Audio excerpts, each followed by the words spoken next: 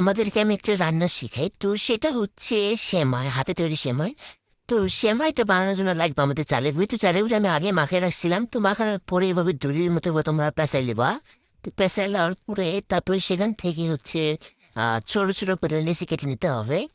তো আমিও নিছিলাম। নেওয়ার পরে এভাবে অনেকগুলো হয়েছিল, একটা থেকে অনেকগুলো হয়েছিল। তো তারপরে এভাবে হাতের ডলা দিয়ে সেমাই তৈরি করে নিয়েছেন, যদিও পারি না, তারপরে একটু চেষ্টা রাখছি। তো এভাবে বানাচ্ছিলাম, বানানোর পরে হচ্ছে অনেকগুলোই হয়েছিল। ভাবছিলাম যে হয়তো বা স্বল্প হবে, তো দেখলাম যে অনেকগুলোই হয়েছে। তো যাই হোক, আস্তে আস্তে অনেকগুলো বানালাম, তারপরে টাইমটা লাগছিল অনেক বেশি। হ্যাঁ, যাই হোক, তারপরে বানানোর পরে দেখলাম যে না, অনেকগুলাই হয়েছে। তো ভাবলাম যে এগুলো কি করা যায় এখন। তো ভাবলাম কয়েক ঘন্টার জন্য ফ্রিজে রেখে দিই। তো যে বাবা সেই কাজ, কয়েক ঘন্টার জন্য একটু ফ্রিজে রাখলাম।